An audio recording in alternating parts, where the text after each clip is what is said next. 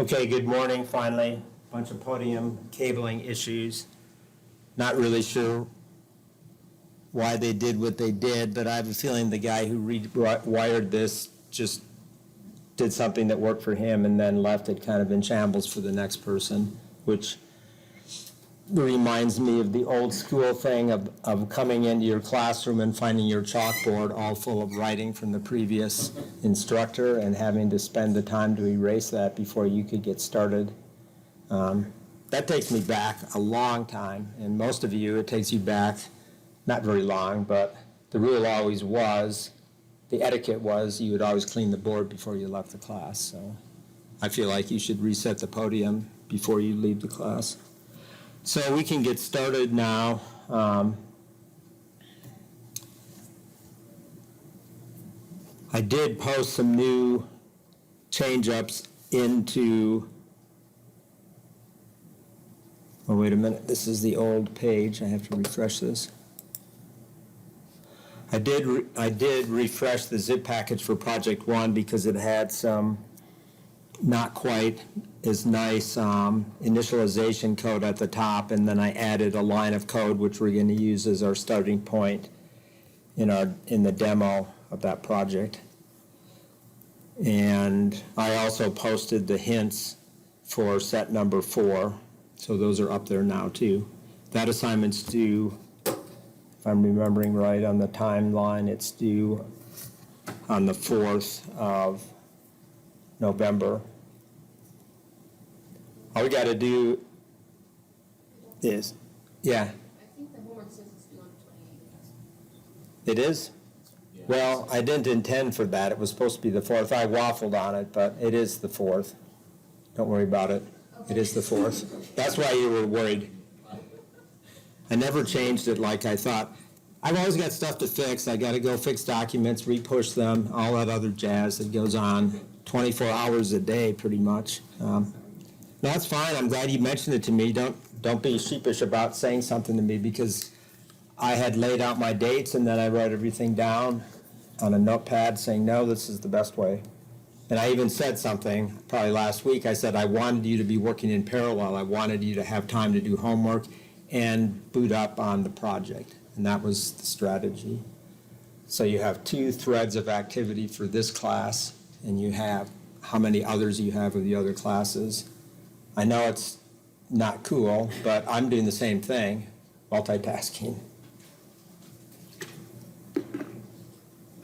Okay, we have that in audio, which is good. So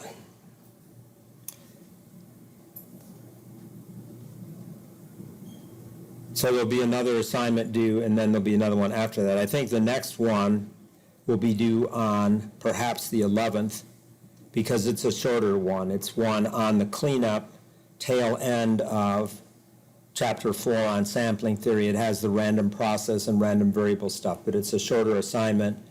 And then I have to get to the stopping point for the second exam, which is the 18th of November, because I will be posting or pushing up there on the 18th the take-home exam, remember? And that take-home exam is due nominally on the 22nd because this is the first day of the Thanksgiving break, running through the weekend, and then we start the final push for the last 2 weeks of the semester. I'm old and been doing this a long time. If that was to change up on me, I'd probably be kind of freaked out. I'm used to this routine of blank, blank, blank weeks and then that sort of stuff. Okay, so before I go off and practice some on the project, I want to go back and talk a little bit about the multi-rate examples we were going through. And since I don't have the cable on me, I can walk over here. Just get my solutions in my hand. And it seems so weird I have a dongle up here that doesn't have a cable on it because the audio card doesn't have a microphone line. There's kind of cleaner interface. But you may want to ask me some questions about how to do these multi-rate problems. I guess since I reviewed that earlier on my own, I do have some examples. When I pushed up a new version of the Chapter 4 Jupyter Lab notebook, I cleaned up some of these examples that we had gone through last week. And those things preceded this, so I know I can get away with doing that really quick.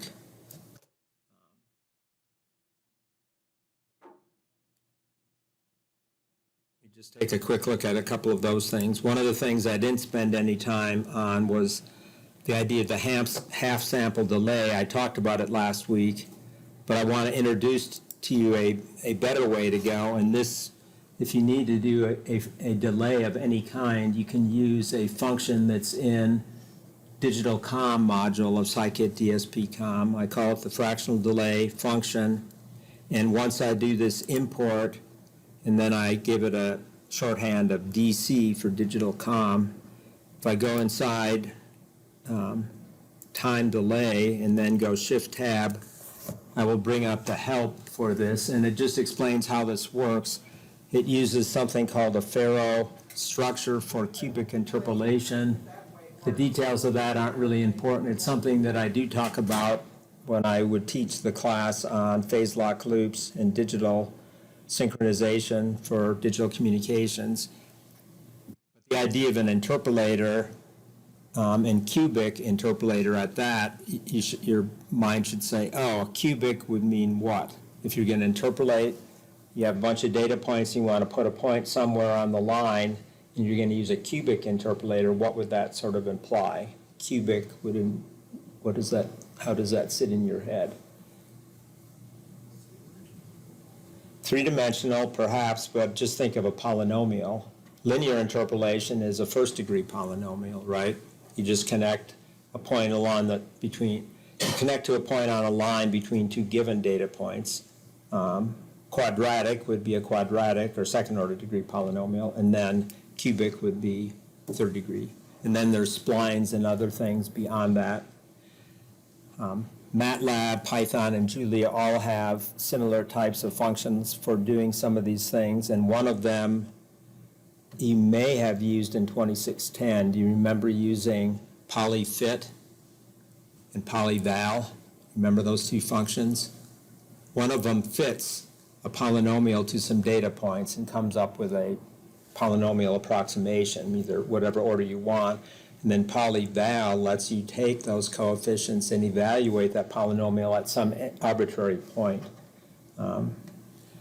So this is cubic, but what's special about the cubic is the way the coefficients are already defined, and there's an efficient structure for doing the Faro structure, or the Faro structure is something that Faro came up with and published it in a paper, and that paper is actually referenced right down there. But at any rate, what the time delay function lets you do, which is something that was motivated by work I had done on a sabbatical, and it was originally written in MATLAB code, is you give this function an array x, and you give it a value of d, which is the delay you're wanting to impart onto the signal, and the d can be any value you want it to be. It can be an integer value, it can be a fractional value, so it can be like 1.35, 2.78, whatever you want it to be. There is one requirement, though, because it is a cubic interpolator, you have to have a minimum delay of at least one sample, or d is equal to 1, because it takes at least one sample of input data before you can start doing this interpolation the way the cubic is set up, because the cubic forms a third-order polynomial to fit to it. So you have to have at least one sample delay, and then the number of delay elements you want to put into the buffer that's going to hold the output sample or hold the interpolation operation is this optional last argument. I recommend 4. I might do it with 3. You can see I'm inconsistent in my doc string. But if you wanted to be able to have a time delay that could go way out to 20 or 100 or something like that, you would have to make n there be at least, say, 1 plus whatever number of additional delays you'd like to have. So it might be 21 or something like that.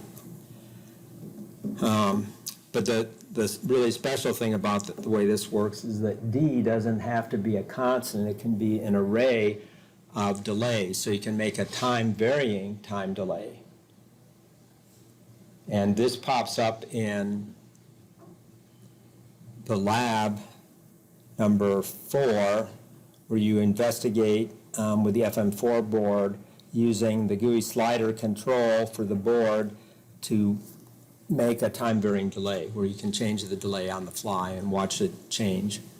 And why do you care about this? Well, audio effects can be done, a special effect called flanging, which was developed a long time ago in the hard rock era of the 60s and 70s. Flanging was a mechanical technique on a tape recorder where you would put your hand on the flange of the tape reel and slow it down or speed it up by mechanically loading the motor just with the palm of your hand. That's the way it's been explained to me, or I read about it. And you can emulate that in DSP by slowing down or speeding up the time axis effectively. And when you have a time-varying time delay, you can do exactly that. You can warp the time axis. You can make it compress, or you can make it expand. What other phenomena can you think of involves time axis compression and expansion? Thinking of physics now. Doppler, right? So this can be useful for modeling Doppler, like if you wanted to model a flyby. I'm standing on the ground, an airplane or a satellite's going to fly overhead, and its range is time varying because the physics of that problem would be the body is in motion as it flies overhead, the range to that object changes, and then you take the position and take the derivative of the length vector out to that object, and that will get you the velocity, and from that you can convert that into time delay, because 1 over distance is proportional to time delay, right? So you can use it to model Doppler, and you can use it in that sense. There's a product that RT Logic has. Kratos is the name of the company now. It's their channel simulator, and the channel simulator we have up in the lab. They donated one. I actually worked on that project. That's when I got interested in fractional delays, when I was working on that project. It has a very large time delay capability so that you can use it in satellite modeling. You can emulate the round-trip delay out to a satellite and back if it's in geostationary or beyond, and then you can control it through satellite toolkit or something else that can actually put in the right Doppler profile to correspond to what's going on. So this gives you ability to model that too. So here I'm just doing a fixed delay, and I'm just going to say I'm putting in a sinusoid, so I'm going to delay by exactly 1 sample, and then I'm going to do a second delay by D, which has got 2.1 samples. And here I'm just overlaying them, and you can see, yes, indeed, it did change. If I was to make this D go up to 5.1, you can see that the second waveform is shifted out along the time axis. So the effective delay difference I've put in is 5.1 minus 1, which would be 4.1 samples. And the little funny-looking things at the beginning are just the artifacts that are there due to the onboarding of the polynomial for interpolation. It's getting filled up, so it's like it's got memory in order to get loaded up. Second example, though, as I said, let's let the delay vary from 1 to 5 samples over duration of the simulation. And this is the type of thing that you could use to create flanging and other things in audio and that sort of thing. So here I just overlay the delayed by 1 sample and then the delayed by variable time varying sample, and you can see that as the simulation goes on, the delayed signal, the time varying delayed signal is increasing in delay. And this,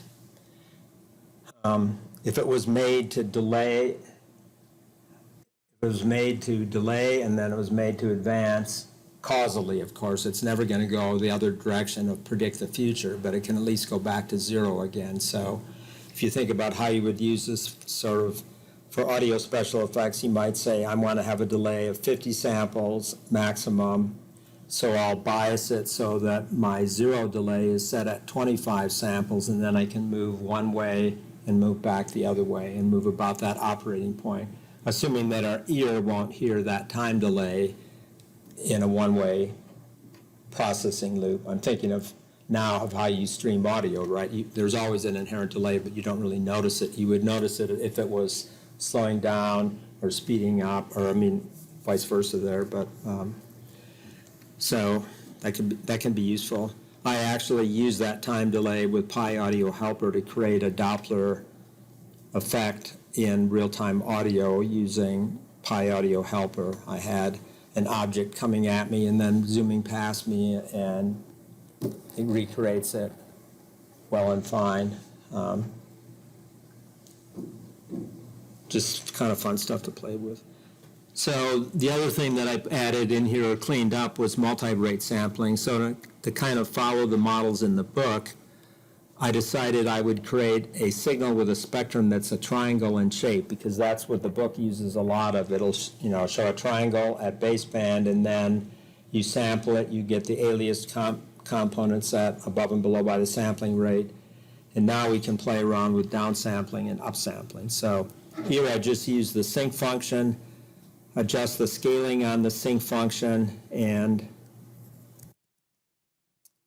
it's a sync squared function actually, so you can see that it doesn't go negative. And then if I use freq z and put the waveform into the B polynomial coefficients and set the A to 1, I'm basically just taking the Fourier transform or discrete time Fourier transform, and here is the spectrum, and of course it repeats, and this is normalized by 2 pi. So that would be like the baseband signal. I sample it, and now what happens if I downsample it? So if I downsample it by a factor of 2, I'm going to use the downsample function. I'm not going to use any anti-aliasing filter.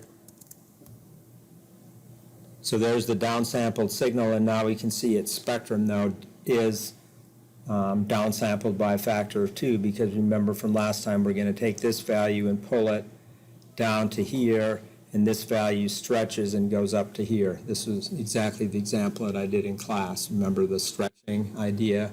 When you downsample, you unroll at a slower rate, and it stretches everything, whether it's a low to high or high to low frequency. So this is the desired result, or the expected result. If I upsample that exact same waveform, I'll upsample by a factor of 2 right now. There's the upsampled signal. We can see the sample values plugged into it. And then if you look at the spectrum, you can see now it's getting an image right in the middle of the normalized range at 0.5. Before it didn't have this image, and that's because we've padded in zeros to upsample. Now, the shapes are narrower on the normalized frequency axis by the factor of 2 as well. But then you follow this upsampler by an interpolation low-pass filter, which is going to try to remove the image here, right? Remember, the frequency of the cutoff frequency is set to pi over L. I have that written down right here. So I go off and use FIR Design Helper, which is another part of the packages for doing FIR filter design. And here I use the Remez equal ripple function and set up a transition band centered right over normalized frequency of 1/4. And here I'm just going to plot the frequency response of that filter right in here. One of the things I should let you see, though, is I should look at how many taps is in that filter. So if I go length of B,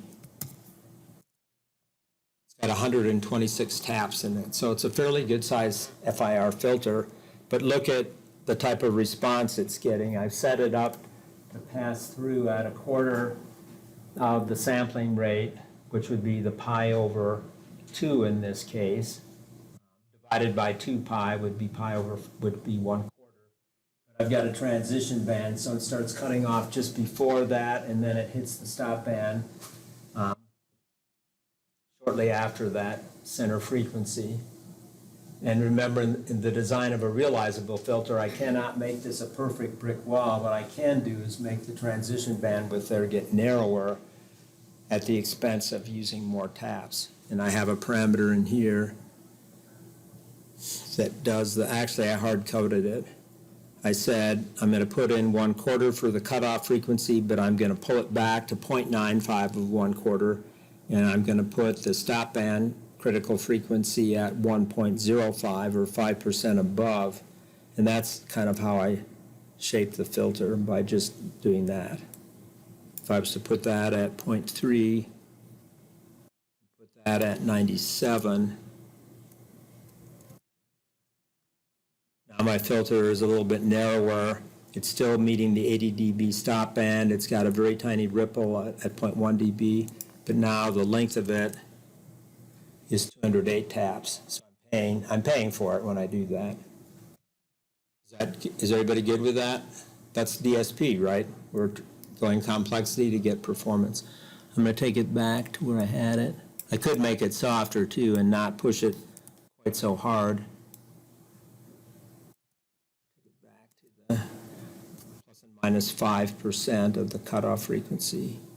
Now it should be back at 126. And now I can take the expanded signal, which was called XE up here.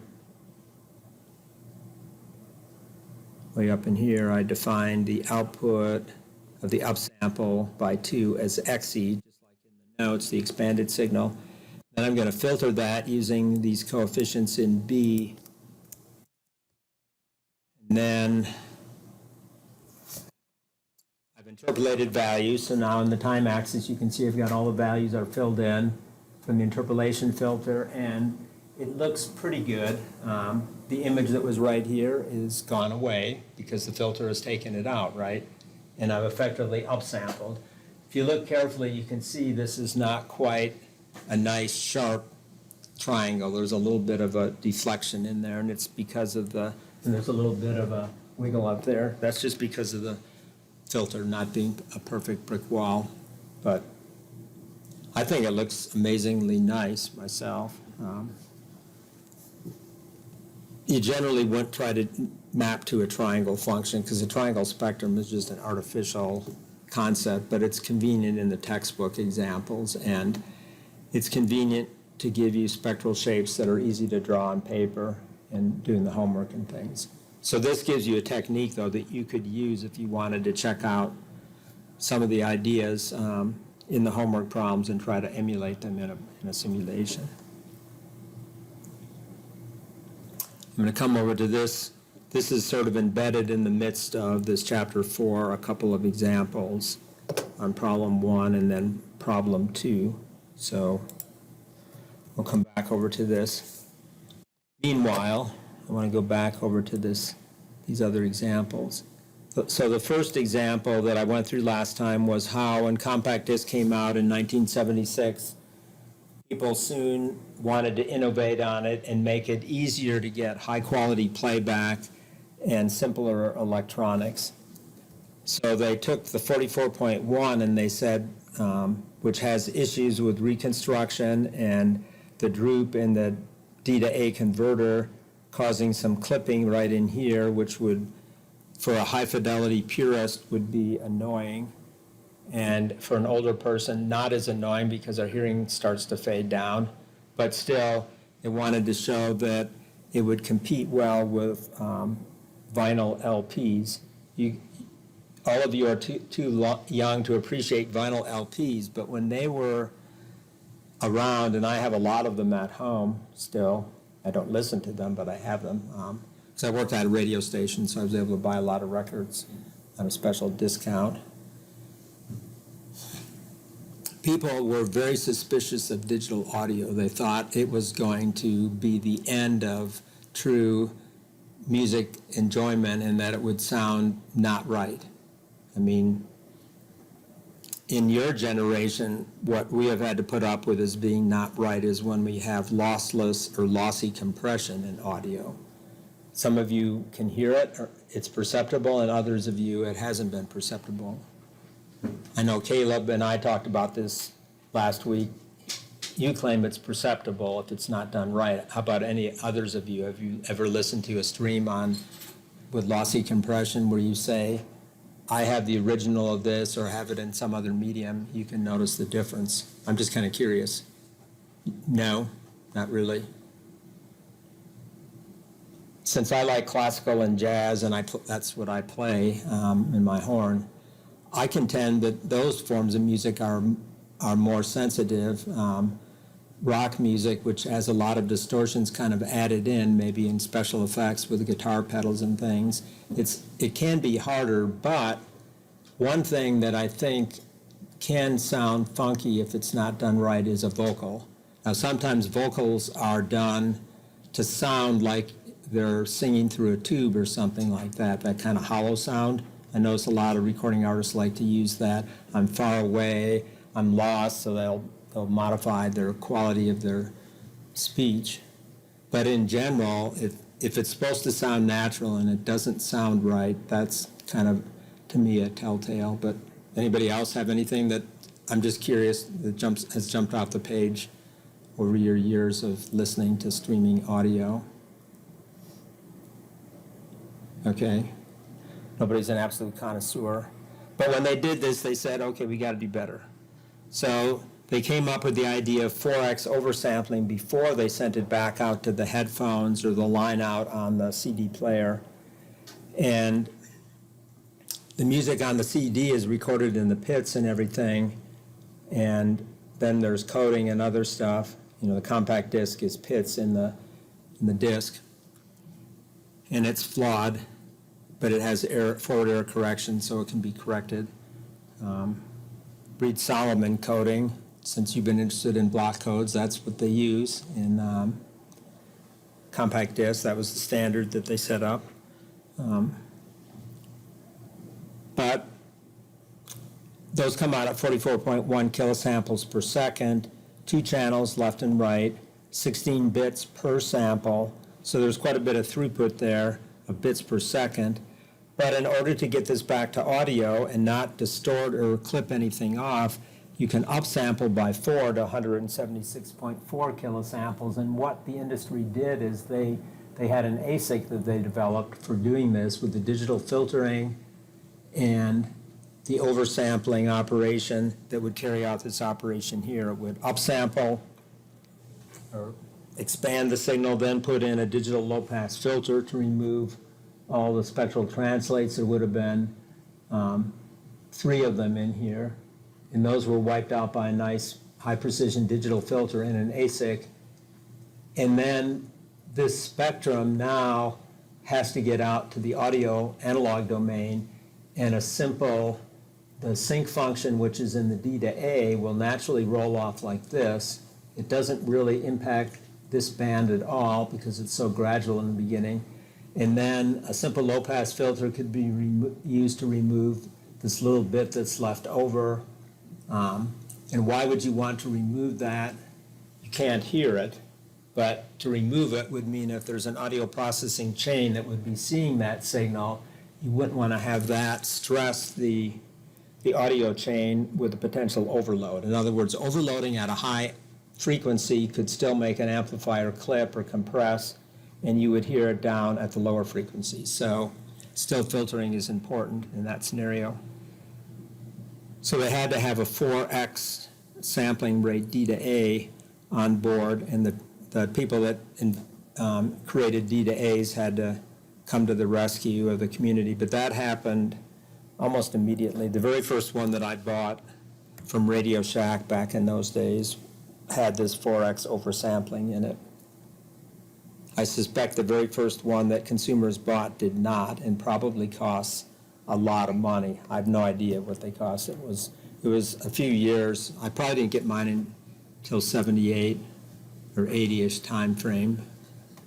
I was traveling to Wisconsin to visit family, and I decided to go to the Radio Shack store and buy one. My wife still remembers when I did that, and she probably wasn't even all that excited about it. But that began the beginning of buying compact discs, of which my wife and I have a large collection of too. Some of you probably don't have almost any of those because of your age, but you can still buy them, I know. And if you want to put them on your phone, you can master them onto your phone, and you're the owner of the digital rights to that because you put it on there. And you can't. Apple, for example, doesn't let you make a copy to put on somebody else's phone. It's got digital rights management, is that what it's called? DRM, is that right? Okay, now we'll go into a second example. This is a very cool example that I like a lot, and I just want to go back and quickly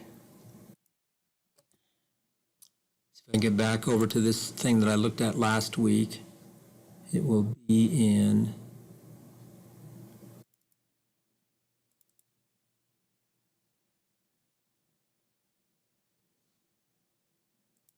it's in documents,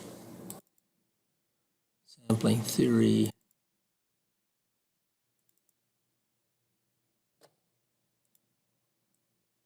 Remember last time we were looking at if you have a bandpass signal which has a spectrum normalized that looks like that, it has just a narrow band of frequencies, and then if you sample it at greater than twice the highest frequency, you're always keeping the entire interval from 0 up to 1.0 in the normalized or half sampling frequency band clear.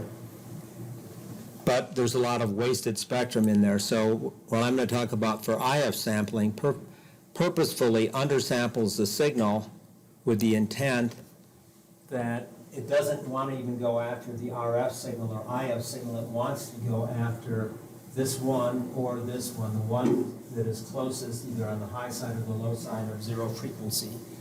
So what the undersampling operation encompasses is it digitizes the signal and it also converts it from the IF or RF frequency down to baseband. Two necessary steps in a digital receiver. So that's what we are considering here. In this example, was considering a PCS frequency band. These, again, you probably are not super familiar with. You've probably heard about them, though.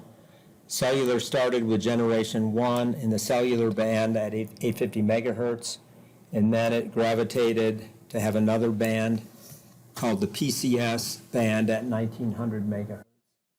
And now we're working on bands beyond that because the government's auctioned those frequencies off for the carriers to use above and beyond that. Some of it has to do with the government giving up bands that were military-related bands. But these two bands are still used. They're still very, very active. They're very much part of how cellular works and how your cell phone talks to base stations. So this example is supposing we want to receive a signal in the 1900 megahertz band. And does anybody know what PCS stands for? I think it's got a connotation if you're an officer in the military. Caleb, what does PCS stand for there? It's a permanent change of station, but probably not the same PCS. Yeah. So that I hear about from people that I know are in the military, but what does anybody else think that name was created for?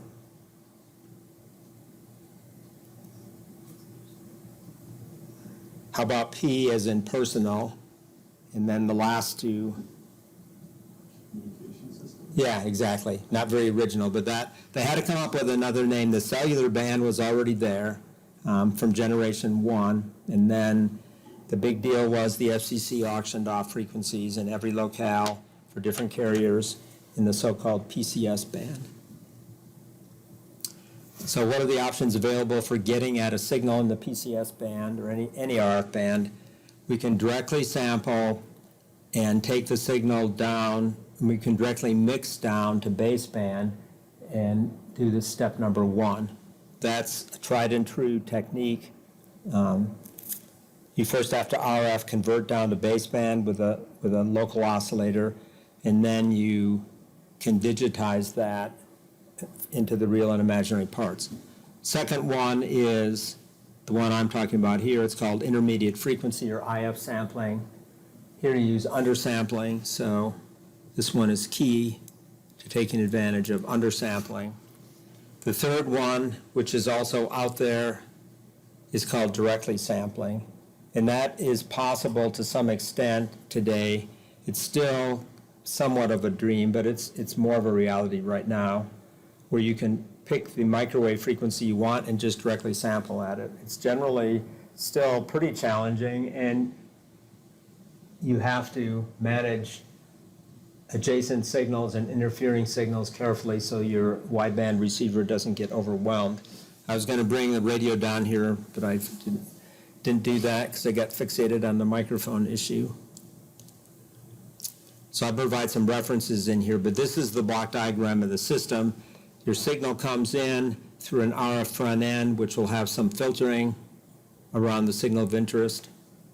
Not necessarily a lot. It will allow a band of frequencies to pass, say, the whole PCS band, so that your receiver can work multiple PCS carrier frequencies.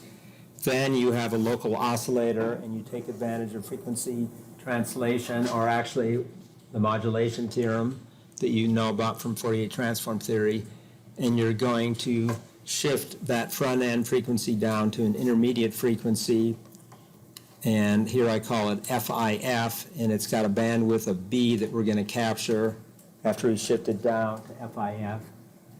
And a traditional way of doing this was having that filter be a surface acoustic wave technology filter, and they initially were only easy to make at around 70 megahertz. They eventually have been making them up at higher frequencies. There's a lot of other filtering components available. There's one that's related to surface acoustic wave. It's called BAW for bulk acoustic wave. They're both microwave RF filter types, but they take advantage of substrates, materials that actually work on acoustical principles, but at very high RF frequencies. So surface acoustic wave means that you have a substrate of some material, like lithium niobate is the one that I learned about ages ago, and you have a launcher at one end, and you launch this acoustical wave across the surface of the substrate, and then you have a receiving transducer at the other end, and you interdigitate fingers in metallization pattern on that substrate to form the filter. Now you can do this at microwave using microstrip ideas where it's just electromagnetic waves that we're talking about, but here it's actually acoustic, so there's a sound wave set up across that lithium niobate. Now they make these really tiny. They're the BAW, bulk acoustic wave things are in our cell phones like crazy, because our cell phones are so capable of doing all these different bands. Maybe you never think about it, but there's a lot of different bands out there, and there's quite a number of those filters that are in there. And there's a few companies that really specialize in these BAW filters. Dr. Kalker knows quite a bit about this because it's kind of in an area that he works. So at any rate, I'm just taking this for granted. Then we come into our wideband A to D, and by wideband A to D, I mean an A to D that can capture signals that are well above the sampling rate. It's just got a wide enough bandwidth that it can bring signals in that are above the sampling rate.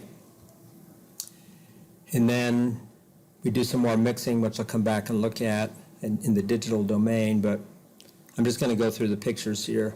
So this is what it looks like after the surface acoustic wave. We have a signal at the IF that we're interested in.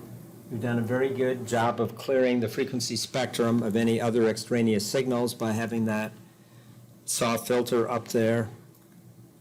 The idea is to now undersample this at the IF frequency, so the sampling rate is going to be somewhere beneath FIF, somewhere down in here, and our objective is to get this signal right here to end up centered on FS over 4, and it will have an image at FS over 4.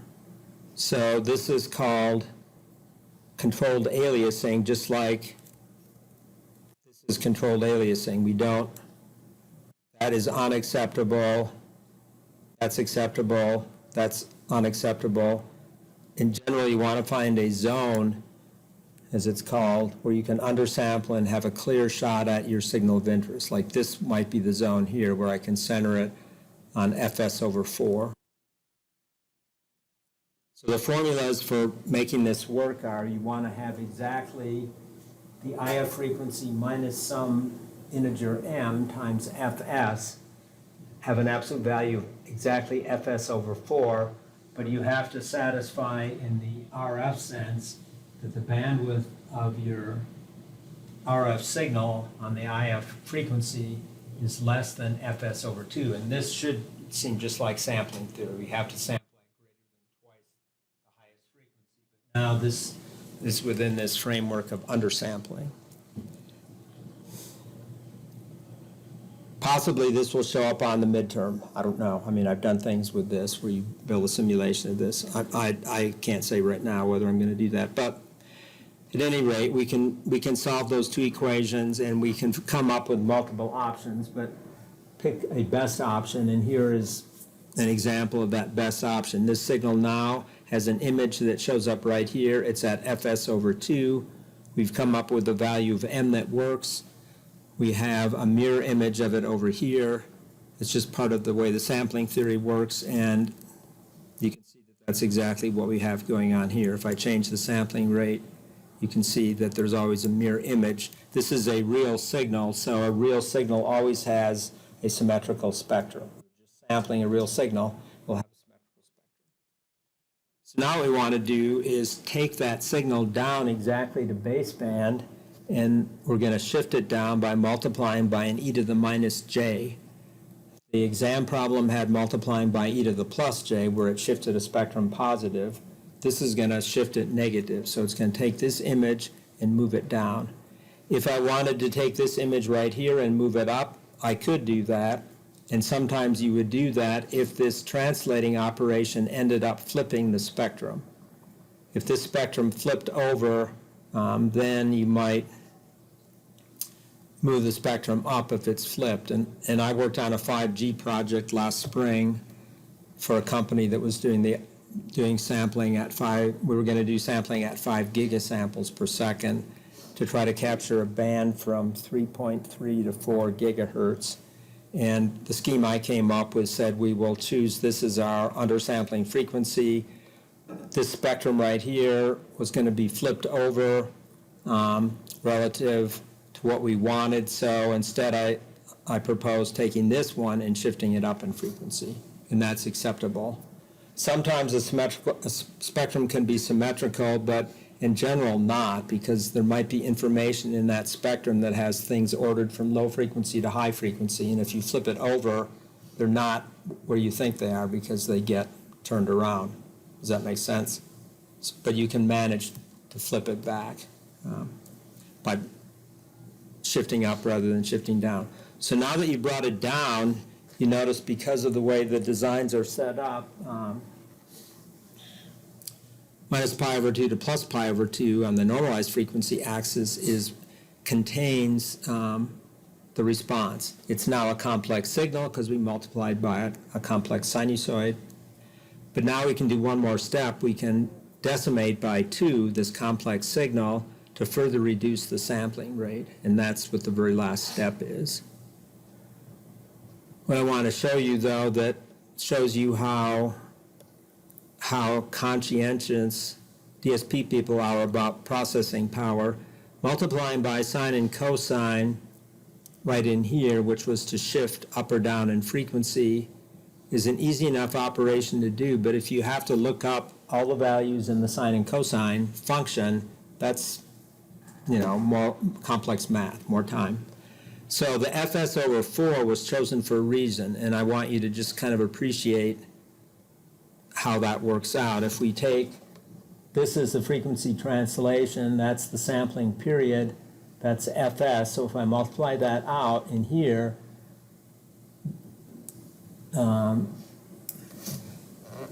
it comes down to cosine pi n/2 for the real part, multiply, and then sine pi n/2 for the imaginary part. And as n steps along through integer values, that means it only takes on values of 0, 1, or -1. I mean, is that cool or what? I mean, I didn't think of this idea, but somebody else came up with this. It's like there's no real multiplication involved there. It's just simply changing the sign, passing the value through, or nulling it out, making it 0. So that's why the fs over 4 was put in there in this setup. I'm here to say these things are all over in the world of DSP, where people are doing tricky little things to try to simplify math. So the rest of this is just plugging in the numbers. So here I speculated that it was going to operate on a frequency in Colorado Springs that originally Quest owned, and Quest was bought by, what's our current telephone company? I don't have service with them anymore at my house because my wife and I use cell phones, but what's the name of our provider for wired telephones? Yeah, CenturyLink. CenturyLink inherited this frequency band. It's called the Block E receive band and the PCS band. So I speculated that for Colorado Springs, one of the bands that was used for code division, multiple access, was 1887.5 megahertz, and the bandwidth is 1.25 megahertz, and the chipping rate and the spread spectrum is that 1.2288 megachips per second. This is legacy, third generation stuff. So I went through the analysis and I said we would pick FS at 7.3728 megasamples. That gives 6 samples per chip for the spread spectrum waveform, which is sufficient. And then FS over 4 is at 1.8432 megahertz. And what is M going to have to be to fit that? M's going to have to be equal to 9. And when you do all of that, you can't set it exactly at 70 megahertz, but you can get very close to that. So you would design your SAW filter to be centered at 68 megahertz, and your LO frequency would be at 18, 19. I just carried this through just to see how the rest of this would work out. It's not as much of the signal processing interest as it is the RF side of things, but still valuable. Any comments? This is a real example, though. I mean, this IF sampling and undersampling is used in a lot of different contexts. You will, if you're a junior engineer working on a system, they'll throw you at it and they'll say, and we undersample here, we do this, oh, we have this RF filter because we did this, and you'll have to learn the ropes on it. And then if you get involved with the design of a new system, you might just start with an existing system and tweak it slightly to make it, situate and fit in a new design. For me, being a former circuits and board level designer, this is the kind of stuff that I really enjoy studying. It's like how do you fit the components into the receiver? A combination of DSP and some RF and signal conditioning and other such things go into all of this stuff to make your front end. So the next thing we're going to do is look at multi-rate processing and the polyphase filter idea. Before we do that, though, now I'm going to switch back to Python and give you a chance to see some debugging. I realize I'm maybe beating a dead horse when I talk about multi-rate and everything that I enjoy about it. If you don't go into this stuff, it'll still just be on your periphery. But some of you will touch this, and it'll become kind of your lifeblood. And I think you know already, engineers are a pretty focused bunch of people. We all do different things. We don't do the same thing. Only a few of us do this stuff, so we don't run into very many of our types. When I say our types, I mean people that are really focused on this in the whole world. And if everybody did this, it would be a really sad situation, I think. We'd be so, so like-minded that it would actually be hard to talk to each other without being hypercritical about that's no good. I don't like what you're doing that. I don't know, just things that run through my head. I ran into a neighbor who I found out was an electrical engineer. He's retired. He did semiconductors. And he worked at 6 different companies over his career in Colorado Springs. And he said he can't do software. He had to leave engineering. He just doesn't want to do it anymore. But he said if he was still doing it, he would not want to be sitting at a computer writing code. He would be he said, I would like to be sitting in front of an etching tank for some semiconductor device down at Atmel or wherever he worked, and knowing that my substrate's getting processed and etched to make a device that I can go build in the lab. And he told me that when he worked at Ford Micro, one of the greatest projects he managed was their accelerometer sensor that goes into their collision package of the car, the one that's responsible for sensing the collision, acceleration phenomena, and then blowing the airbags. He was all excited about that. This vehicle has that one in it. This one, they now buy it from Analog Devices. I mean, he's really, really still into that because that's what he spent a lot of his career on. But do you want to do that? I don't know. It's just something that you get wrapped into, and it's like your baby. You really think it's great.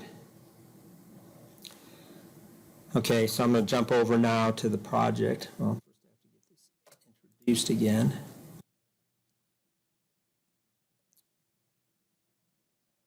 So the very first project problem is this causal difference equation solver. And it's this formulation right here that the code you write has to be able to implement.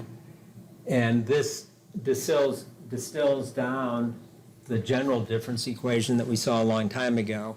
So we're solving for the present value of the output y of n.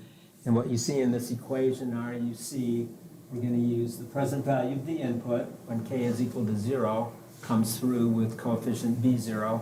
And then we're going to use, also embedded into this first sum, is weighted values of past inputs.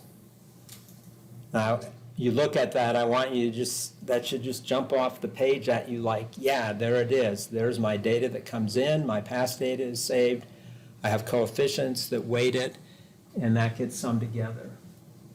And for the time being, we can actually just say A0, just assume it's 1. But in your code, you're going to have to take an A0 if it's given and normalize by it.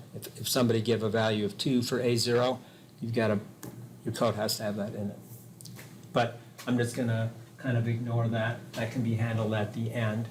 But then you see the second term, which came originally from the left side of the difference equation, and you see, okay, what am I doing here? I'm starting now at k is equal to 1 when I'm working with past values of the output. So I'm going to take the first past value of the output weighted by A1 and so on and so forth. So I'm fulfilling the statement that the difference equation allows us to form the present value of the output using present and past values of the input and past values of the output. And to me, it's a very beautiful thing the way it works. It's a difference equation. It's not a differential equation that would be synthesized with some fancy circuit design. I mean, understand, this is kind of almost unique. We will look at topologies, different topologies that do the same difference equation in the end, but when you get to circuit theory, it's wide open, right? You can design your circuit in lots of different ways using lots of different component types, all sensitive to temperature. I mean, you've got analog design is challenging because it doesn't work perfectly. This is going to work according to spec because it's going to be just addition, subtraction, multiplication, and occasionally a division. The A0 is in there. So to get this into a form that works, I take that form right there and I think about that constantly, but I tried to draw a picture down here of what the state vectors are going to look like. So the state vector is valid for calculating the output value y of n. So this configuration right here, I can get my pen to wake up.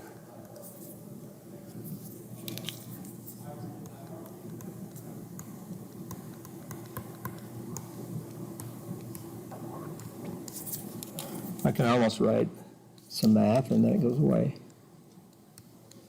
So this picture is valid just for getting y at time n. it will have to change to get y at times n plus 1 and so on. But the idea by drawing boxes around these values is I'm making it look like an array that's holding values of present and past inputs and then past outputs. So when you see these two arrays, x state, you just have to multiply x state by the fixed coefficient array that was given at the input, and then you sum up all the values in that product, or sum of products as it's called, to get the output contribution from the present and past inputs. And then you take the second state array there, which holds the past output, two past outputs and so on, multiply that by the coefficient array starting at A1, because A0 was, on the output side already. Multiply those point by point, so do a sum of products again, and then accumulate those or sum those up, and then that gets subtracted right in here.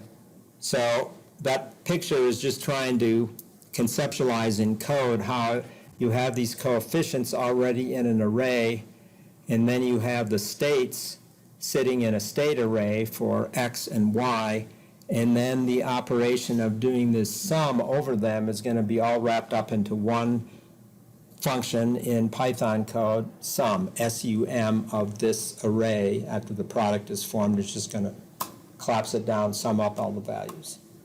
Does that make sense? And I'm going to now proceed to walk through a bit of that. In case I need to refer back, I'm going to leave this one up. And then I've got VS Code running over here. If I go 2 screens back, I can go to the same thing running over here in Jupyter. These are 2 different notebooks, so I'm not trying to edit the same notebook with different tools. That can be done, but it will be very frustrating because if you make a change in this environment, it will be reflected in VS Code, and they might possibly complain about being out of sync. But it can be done. I don't recommend it. And I do recommend, though, that when you get ready to render things out to a PDF, you open it up finally in Jupyter Lab Notebook, because you know how to render stuff out to make a PDF from it for your report. And you can debug here in Jupyter Lab, but it's not quite as wonderful. So how do you get this set up? First thing is, I described earlier how to get VS Code installed, but then you go to the extensions, and I have a bunch of different extensions on here for doing C++, but I also have, the key extension is Jupyter. Well, you have to have Python support and Jupyter support installed. So you will have to have, and I have these, I think, on the website already. If not, I'm going to update this and add some more to it after today's lecture. I have to have Python installed as a plugin or an extension, and then it might recommend PyLance. And then I also have Jupyter in, and it might recommend Jupyter Cell Tags, Jupyter Key Map, Jupyter Notebook Rendering. I mean, these things, Jupyter Slideshow I don't use, but how you get these, I mean, I think we've already been through this before. You just type in PY, you're going to get started on finding the Python plugins, and you'll see those. And then you would type JUP, JU is good enough, and you'll see all of the extensions that relate to Jupyter. And this keeps getting revved, and every time it gets revved, it gets better. It's now the best I've seen it as in the last few days. I'm telling you, if you put these on earlier, you might want to go to this tab in VS Code and just see that they need to be upgraded. So if you click on here, it will say what to do, and if it says reload, it'll give a button here to reload it to get the newest version in. So I'm going to click off of that. And now what I did is I opened up, this is the sample notebook. So this folder right here is sitting on my desktop here as Project 1 Fall 2022. So I just went and opened up VS Code. And how do you do that? You go under the File menu and you say, I want to put up a new window, and then it will say, what folder do you want to open? And then I point to that folder, and that's what I did to get to where I'm at right now. So I'm in that folder. I can see all the pieces. I've given you a bunch of graphics files, which just render out in the Jupyter notebook nicely. I mean, if I clicked on one of those, it's just a graphic snippet that I made.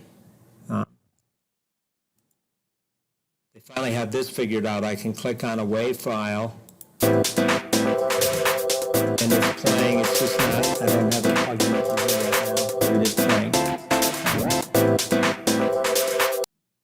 It took them forever to get this working, and the reason why they didn't have it working, is my understanding is there was some software rights issue going on with being able to have this work right out of VS Code. But I was following a blog of people saying, why doesn't this work? How are you in your life with your technology? You say, why doesn't this work? And you go blog it and you say, oh, now I understand why I can't do that right now, but you might read about how, you know, it's maybe going to happen. Microsoft is big and they can put a lot of leverage on, but I'm surprised it took this long. At any rate, so I open up the notebook. I have it in black rather than white, so you have to get used to that. I like the dark colors though. So now, let's see. Now the next thing you have to do when it opens up, it's gonna, over into the right here, it's gonna say, what Python do you want to use? You have to associate a Python install with the notebook you just opened. So when you click on it, this list comes up, and this tool is amazing. It finds all the nooks and crannies of where you have Python, Julia, and Octave, if I had that installed. It finds all these different things, and I'm using the one that is my virtual environment under .julia conda 3 python.exe. This is the one, if you installed my instructions at the beginning, that's the one that should have all the components in it to do everything. So that's the one you want to connect to. But you can see I've got a bunch of different ones out here. And so it's Python 3.10.6. So that's connected up. Then the next thing you want to do is just Shift-Enter like you would in Jupyter Lab itself and run your cell. And actually, the first thing I would do is I would do a restart just to clear it if there's an issue. And then I'm going to run this. And then you're going to see it just ran that first cell. It got everything loaded up for me. And this one I didn't change since last night, so it's got some deprecated stuff, but I fixed this yesterday, but not on this laptop. For me, it's amazing. I'm working with like 5 different machines because of a work computer, this tablet, my MacBook, which is my personal, another Windows machine, which is personal. So how many different versions am I syncing across? It kind of, my mind gets blown out, but I bet at least half of you have 2 machines you're working on, right? We're crazy, I think. At any rate, it ran. So now I'm going to go down in here to my problem, and I modified this slightly. So in this Python definition, I put the examples in here right at the top. So all you have to do if you want to run these is pull them out in a separate cell. So I've already done that. But I added a little bit of one additional line of code to the sample that's in the documentation right now. I added this line to get you started on the for loop that's needed to make this work.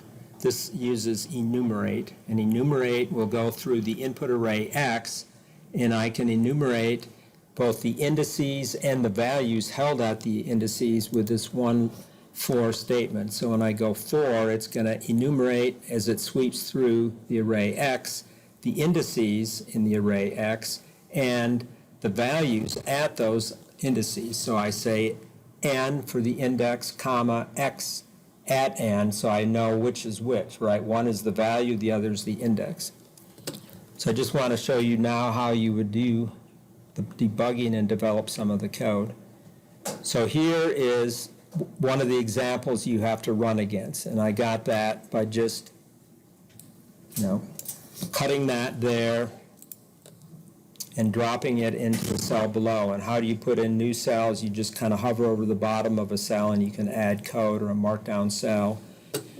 If this code cell you get isn't what you want, you can click there and you can pick over a bunch of different languages. But Python and Markdown are the only two cells we really care about in a Python. You can actually open up a Julia notebook in here too. And that now works too. It wasn't working consistently for me, but it seems to be working now. At any rate, this one is in Python. So I want to enter my function, which I'm creating, is in this upper cell. So I can debug right in the notebook. And I'm going to set a breakpoint right there. So how do I do that? Formally, I would go over to here to run and debug, and I could set up some configuration. But for Jupyter Notebooks, Microsoft has made this plugin really easy. I click on that More button, and it gives me one whole option, debug cell. So I'm going to debug the cell, and now it's stopped at my breakpoint, it's highlighted it, and I get some debugging controls right up here. And you can see that it's actively debugging right now, and I actually have a console down here. So if I type N into that, I can see that I already rolled through this line of code and I created an array of 20 values, 0 to 19. So I can type debug statements into the debugging console right here too. But what I'm going to do now is I'm going to immediately step into that function. So when I step into that function, where should I go? Debugging concepts are with you. This function, LCCDE, is right here, right? So I should jump up into that function, and in fact, I'm going to run into that function, and I should run down to where I have a breakpoint set, and I have one set way down here, but I could set one up here if I wanted to too. Let me just set one right there. So now I go down here, and I can see I'm stopped there. I'm going to run into, and it's possible something's not going to work because I'm running my video. So what does it say? Oh, I know what I did wrong. It says function is not defined. What did I do wrong? I forgot to compile that cell. So it bailed me out of the debugger. I can clear this off, clear cell outputs. I need to go up here and run, shift enter this and compile it. And now I'm going to go up here, pull down, debug cell, and then go into, and now there I am. I'm right there at the breakpoint I set. And I can hover. I can also see values local, and I could set watch variables. I mostly just kind of do this cell maybe, but I can hover. So I can see my coefficients are coming in as a list, 0.833 minus 0.833, 0.166. I need to make that into an ND array for safety reasons, so I'm going to wrap this array NumPy array creation tool around it. So watch what happens when I step over that, and now I look at it again, hover it. Now I can see, because it says D type, it is indeed now an ND array that has 3 indices in it. And if I wanted to come down here, I could type A in down here, and sure enough, there's my array. B is still a list.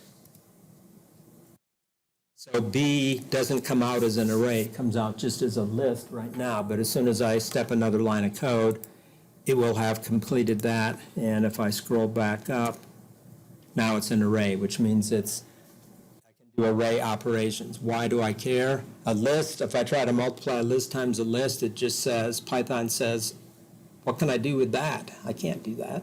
If I make it an array, it will do a point-wise, point-by-point multiplication. That's what we want to be able to do. So, okay, now I create an output array of zeros to hold my final output. So that's in here. If I hover over it carefully, this takes a little bit of finesse. Oops.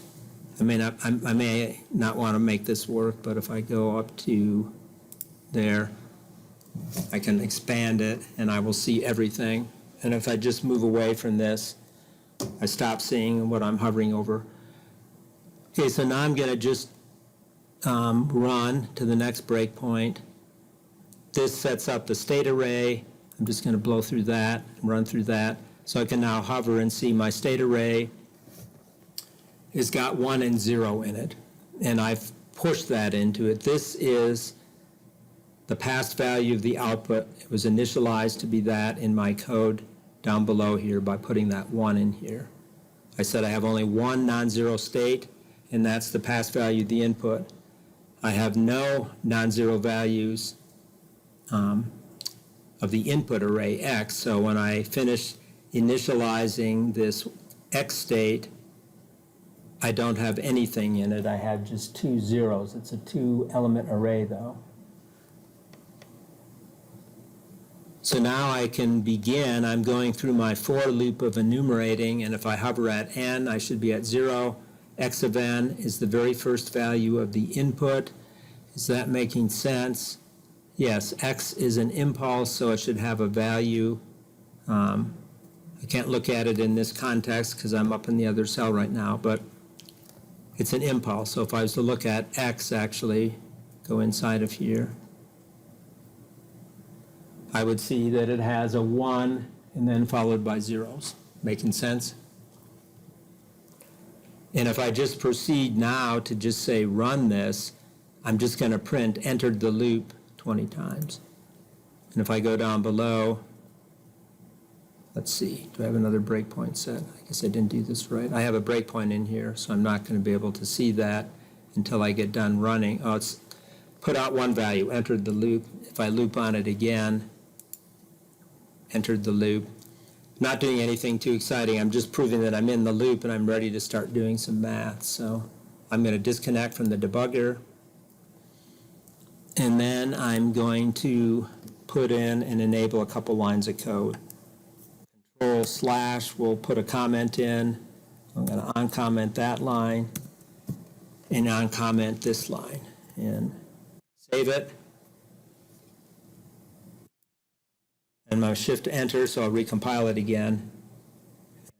I can clear this off. It did finish, but nothing was coming to the output because I didn't write any code yet. So I'm just going to clear that away, go back up here and debug some more. Step in. And once you're confident, you don't have to do any of this. I'm just kind of being very pedantic about everything. The clock is spinning by madly, but I'm trying to give you sort of an intensity of what you can do. I don't really want to stop here anymore. I'm going to turn that one off, and I'm just going to blast down into my for loop, and I'm going to step down. Okay. I'm taking the present value of the input, which is stored in xn from the enumerate that's right up above here. And I'm going to poke that into the first element of x state. Why? Because I want it to be sitting in that very first element. The present input sits in the far left of that x state array. The past values of the input are going to be stored to the right of that. They're all zeros right now, or just a single 0. So that's progress. Now I'm going to do part of my sum. So I'm going to take and form x state times b, and to prove that it does indeed work, it's going to give me an array. I'll copy that, put it down below here, and just run it. And x state has 1 and 0 in it, and it has b, which has got 0 and point. B has got 0 and 0.33. So both of those point-wise multiplies are 0. So I'm just getting array 0 coming out, but now I'm going to apply the sum of it. So if I step down through here and I form the sum here, let's just do that and see what sum would do. If I wrap sum around this,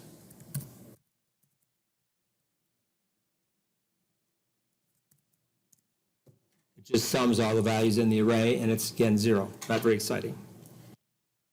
Okay, I'm ready to go through a second time on my second pass, and I can verify I'm now at n is equal to 1, and x of n should be 0 because the delta is gone by. There's nothing there for the second input, but it still gets faithfully loaded into the state, so I run through that.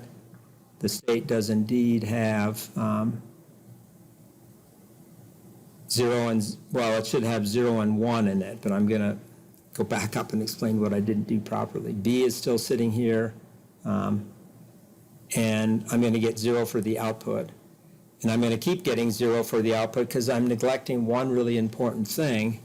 It's in that next line of code, and that is every time I process one output, I have to take these state arrays, and what do I have to do? I have to roll them to the right to shift the old values over to make space for the new values to come in.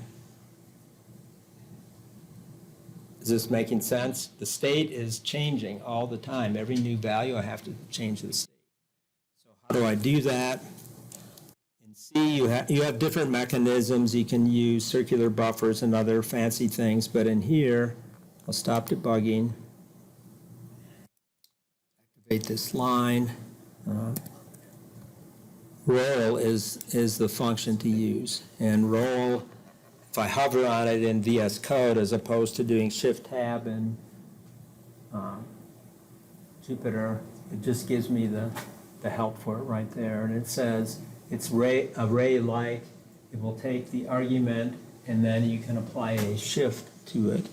So I'm using it in a simple way.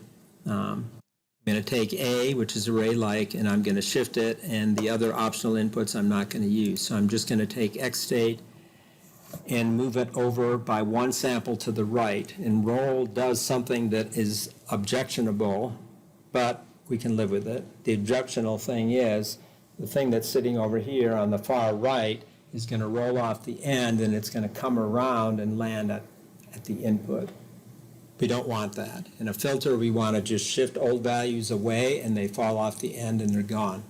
But if the old value lands at the beginning, we just need to make sure we write over it with the appropriate value that we want to have at the input. So let's run the code again. Clear this guy out, debug our code, enter the function, and I forgot to build the function again, so it has an error in it. See, I get excited. You'll get excited too, right? You'll skip a step, and then you'll be wondering, why didn't it work for me? I didn't let it run far enough to see the errors, but I forgot to do a shift enter to recompile.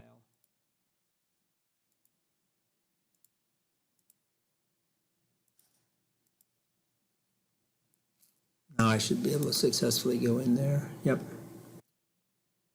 What I'm not showing you is if I would have scrolled down below here, after I did this jump into the function, there would be some error messages that would come pouring out here saying, I can't enter this function because something's syntactically incorrect in it.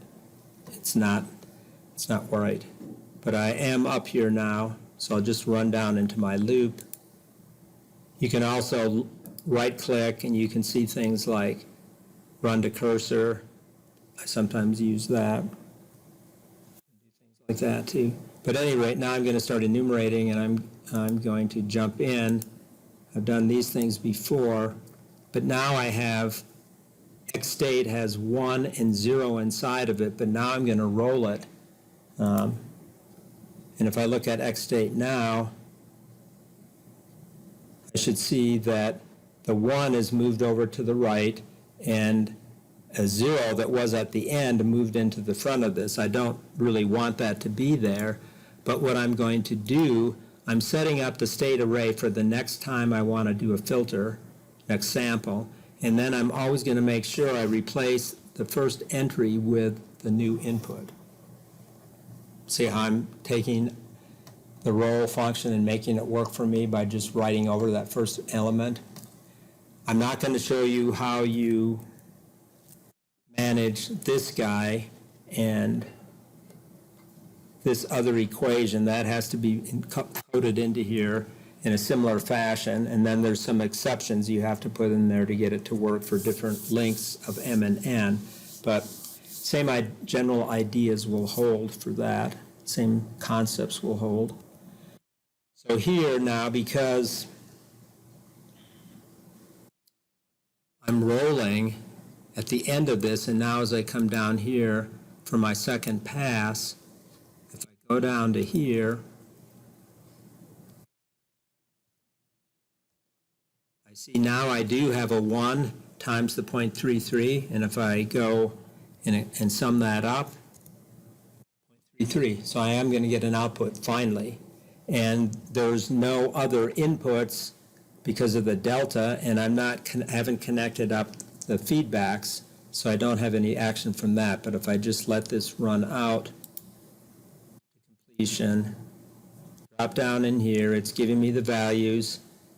0 for the first sample, then the delta finally comes out delayed, and then zeros the rest of the way. But you can work with this as you add more code and kind of troubleshoot your way through it. I've never gone to this extreme before, but VS Code is working better than it has ever before, too. I don't know if you like debugging like this or not, but my wife is an engineer. She's a programmer. She barely said anything to me after we got married, because a marriage is not about what do you do with your jobs, right? That's not what you're not married to talk about your jobs typically, or at least my wife didn't ever want to talk about her job. But she did tell me, she said, if you're coding and there's a debugger available, take the time to learn how to use it, because you will be richly rewarded rather than not doing that. That was her one piece of advice about my job that kind of mattered to me. Other things, I complain a lot about stuff, and she obviously has her views on how I should deal with my life other than my engineering side, but I do it my way. All of you probably do it your way too. You might take some advice, but you still handle your issues your own way, because it's just who you are.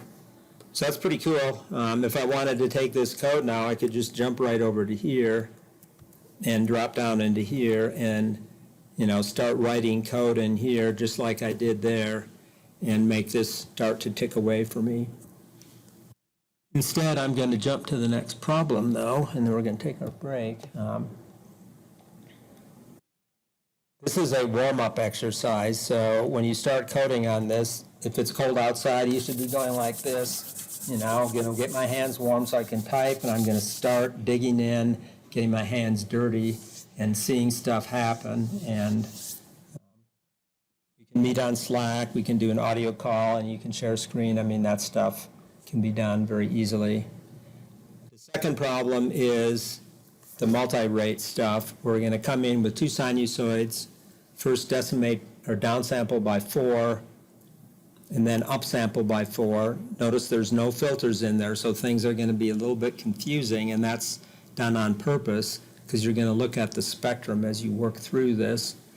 And then finally, you'll implement a 65 tap low-pass filter using FIR-WIN, which is part of SciPy.signal, and get a filtered output and be able to look at that.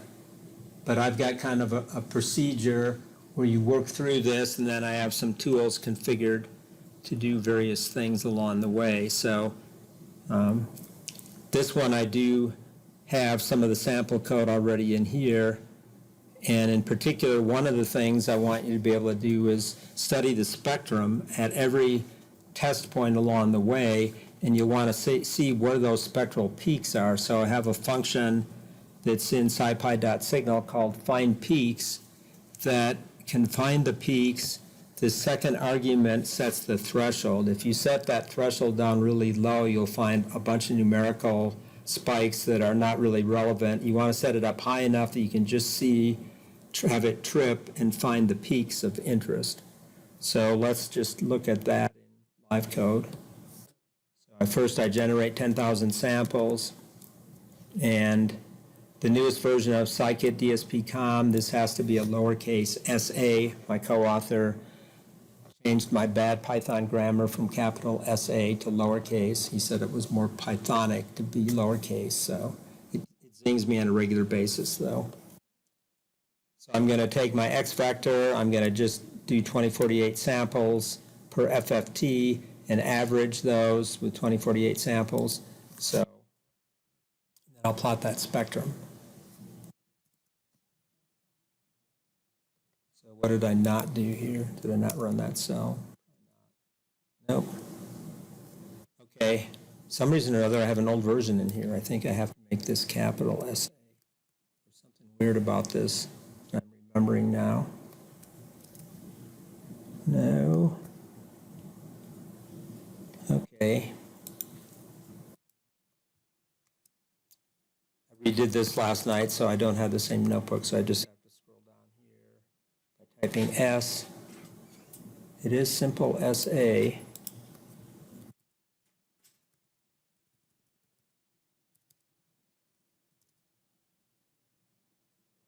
Oh, Hanning. Something else is going on here with Hanning. What is it?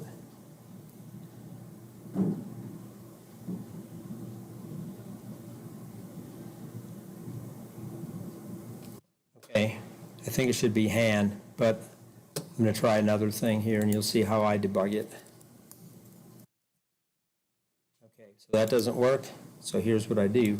Put a cell in here and put in signal. I think it's just an organizational thing. Signal, Han, there it is. I think I have to put signal.han in here. I'm not positive. I may have to patch this up. It seems to me it was working for me just a short time ago. But another way of fixing this is to go with my default. So shift tab into this. There's probably an error now in this function somewhere or another on the inside of it. And I'd have to go open it up to see what it is. So I'm going to take the chance. This worked just 2 days ago, so I did something pretty silly. I'm going to go with the default window, which is right here, without the Hanning window. And there's my spectrum. And if I then decide I want to look for the peaks, I set my threshold at minus 15 dB, and it should just find the 2 peaks. And if I run this block of code, there they are. So it's telling me I'm at 1.1 dB, which is just a little bit over the top, so I should change this to be, say, 2. And I'll see that it's going over 0, and there it is right there. So if you were starting to head down this path, what you'd be doing next is you would write a line of code and say,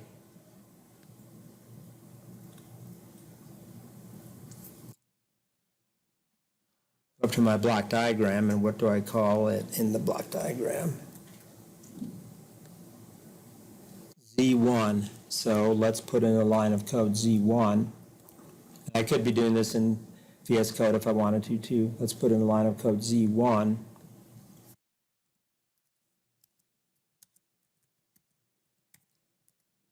So we have downsample and signal, and it takes, of course, the input signal and then the decimation factor, optionally the phase. We're not going to use that phasing command. So X and 4. So I would do that. And I can just cut and paste this code down below here and change some names on it, make this be Z1. I could also plot the time domain waveform, but I'm going to go X Z1.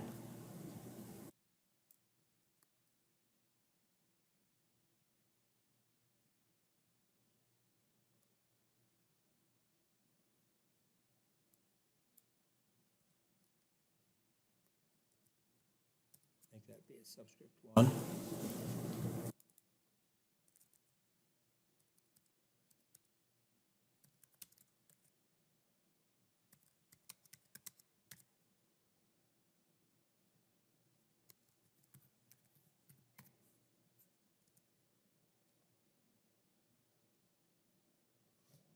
Okay, so now we're looking at the decimator output, the downsampler output. And now we have to make heads or tails out of what we're seeing here. And I'm thinking I've got something else changed in here that I haven't set up properly. I just jumped on this. I was just trying to say boldly what you have to go do. After you downsample by 4, your normalized frequency band is different. Although simple spectrum analyzer should still see it, but this should be at 1/4, I believe.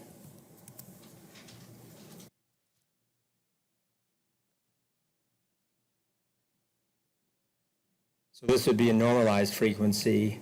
So the signal that was at one of these two frequencies now ends up at a new frequency, and where does the other signal go to? You have to think about what's going on there, because mathematically you know what's going to happen if you downsample by 4.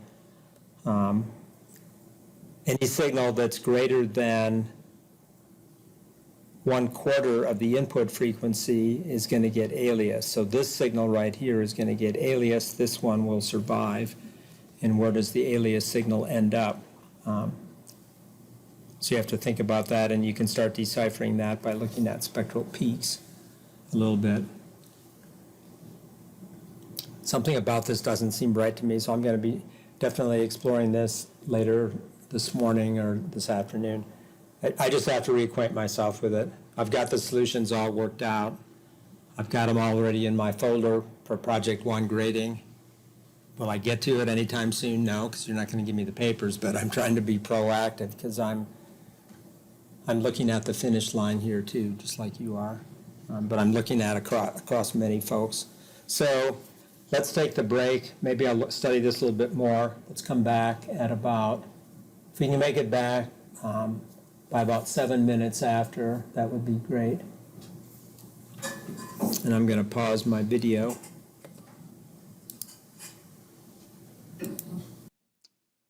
Okay, we're back to recording, and while you were out, I brought down my Jupyter Lab and brought it up in a different version of Python, one that I can't get access to the Hanning window.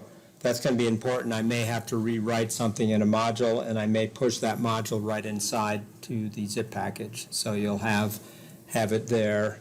The simple SA function will get replicated onto its own little module inside the zip package. I'll let you know if that's the right way to go. Something has changed in the libraries, though. It's a scipy.signal thing, and I don't control that, and it's just something that was deprecated, and maybe it got removed, and so my scikit DSP SIG-sys function doesn't load the right stuff into its module to get access to the Hanning window. At any rate, after I did that, I also noticed that down here in this problem, this line of code did not match the homework problem or the project problem. I messed around with frequencies and done different frequencies. So now I think I've got the frequencies that match over to here.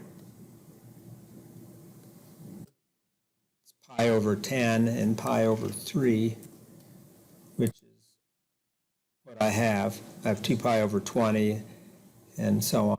So those are the amplitudes of the sinusoids that come out directly. They drop as expected because one is amplitude 3, the other is amplitude 2. Those numbers match.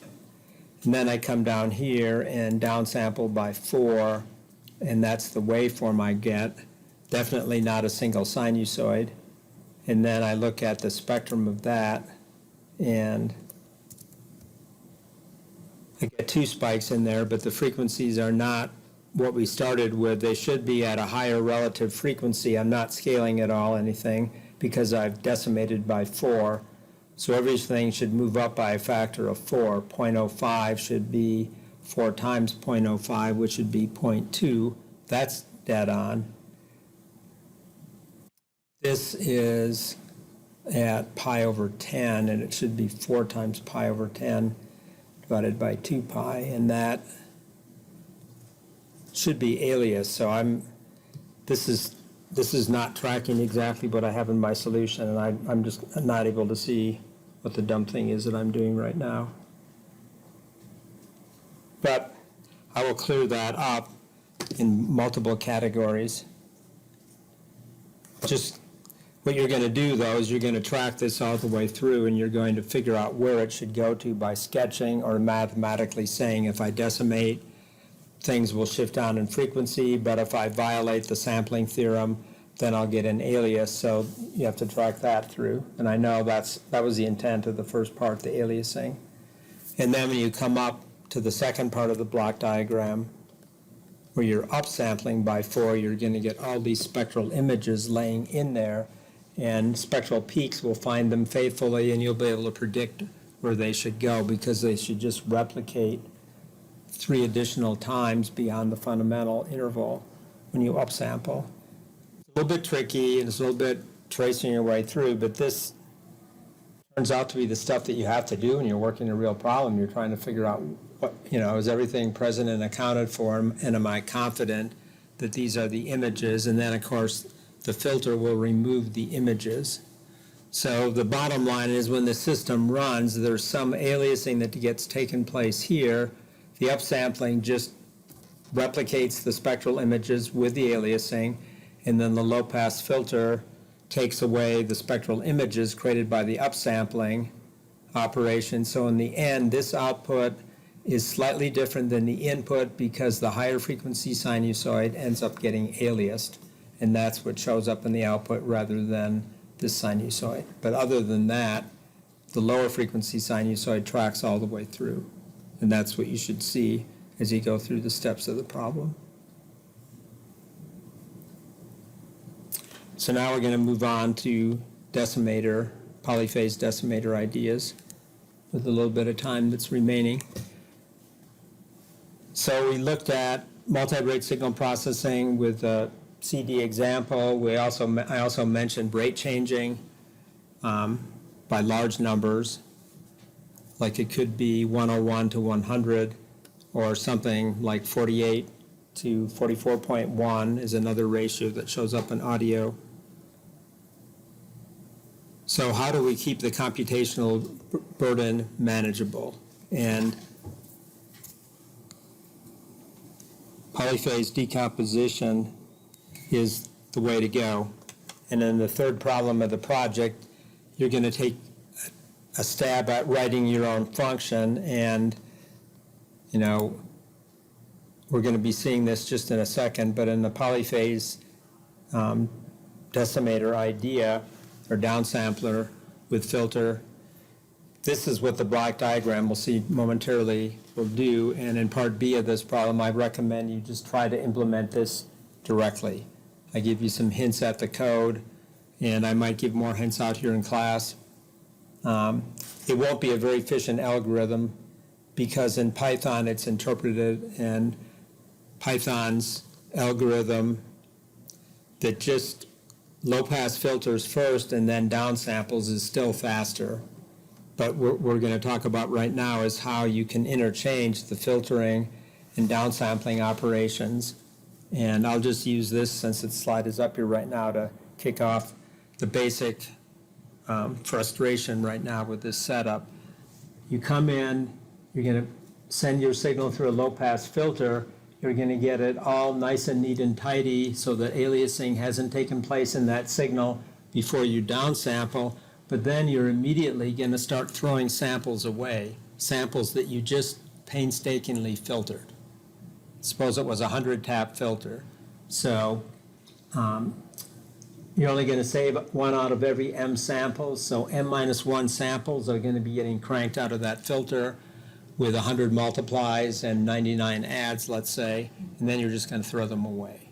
Why would you do that? It's like you're hitting yourself in the head saying, that's really stupid, I shouldn't be doing that. And by the way, it's okay to do that, just don't do it too hard.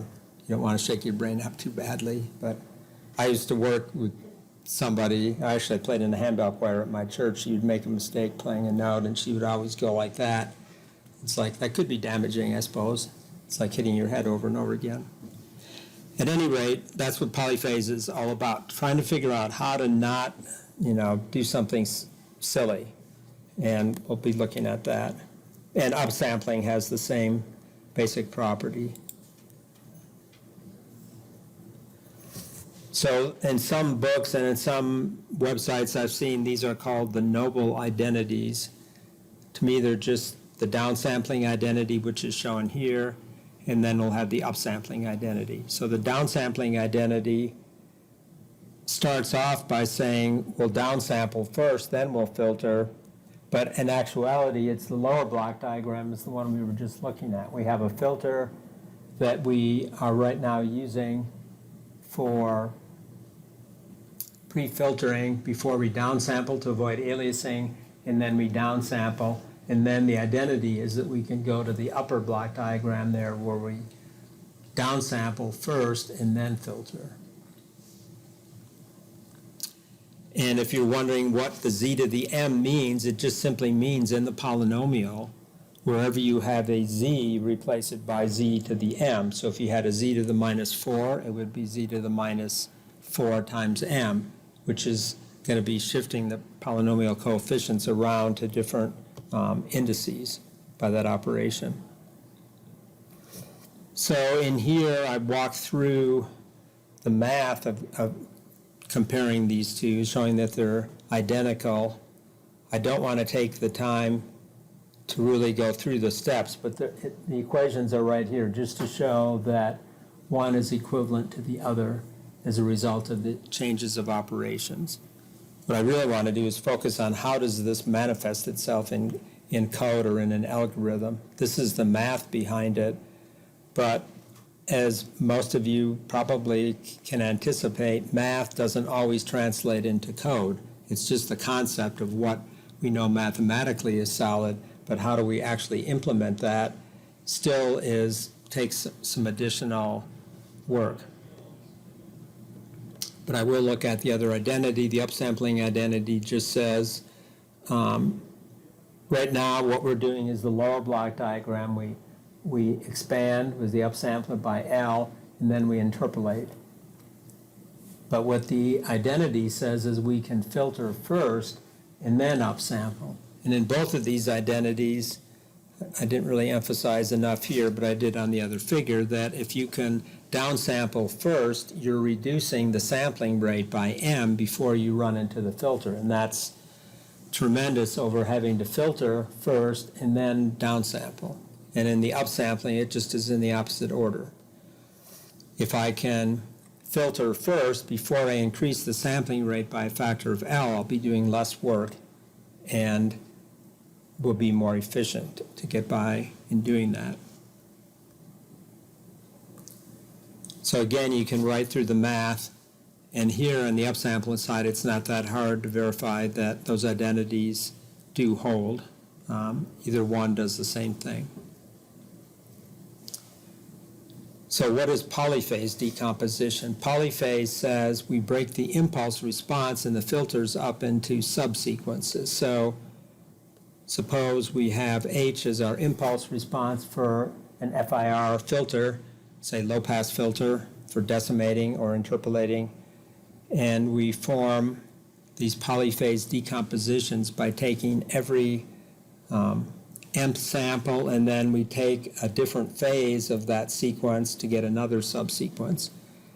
And if we bring all of those subsequences back together again, we have what we started with. So this picture, I'm a fan of pictures, so this picture kind of shows what I'm talking about, just for m is equal to 2. The top is what we start with. The black dots are the even indices. The clear dots are the odd indices. So the decomposed filters are plots 2 and 3. And you can see if I just bring those back together again, I have what I started with. But for storing these polyphase decomposed filters, I don't store them with the zeros stuck in between. I store them compressed. And I'd be storing them like this, with the zeros taken out, but I know automatically when I want to put these back together again, the samples in here have to be staggered by one sample to get stuffed in between the first one in forming a signal processing operation.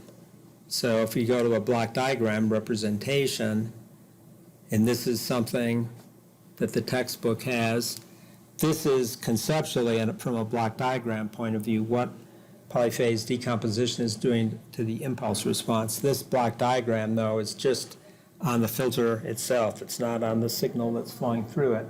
It just simply shows how you decompose by staggering by one sample, and in this case, it's advancing by one sample. That's what the Z is in those blocks. And that should bother you a whole lot to say I'm going to send a signal through a block with a Z in it.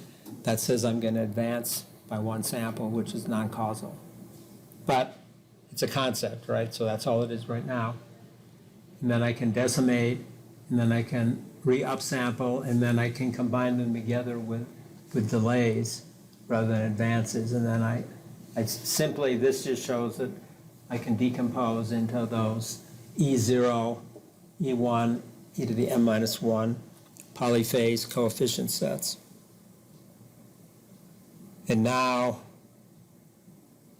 I can go ahead and do the filtering with those sequences. So I can write out what H of Z is for my original filter in terms of the subfilters, the polyphase decompositions, and then I just do a convolution and break that up into a series of convolutions. And then this becomes the block diagram that appears in the project. I bring a sample in, I have decomposed filter E0, goes straight through, decomposed filter E1 goes straight through with a shift of 1, and so on. This is not quite in the form that we need it in because we're not decimating the input samples yet, but it's showing you the concept of how that would work. So now we're back to the original picture, the filter followed by the downsampler, and we're going to transform it into this idea right here where we know that we can go through these filters just like this picture shows, but this output now needs to be decimated. So we decimate those outputs, and then when they come together, this is set up to use the downsampling identity, where each one of these blocks, I can now apply the identity to it. Put the decimate first, put the filter second, and then this is the picture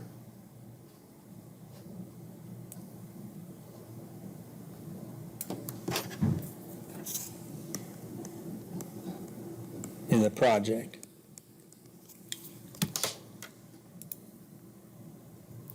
Oops, wrong way.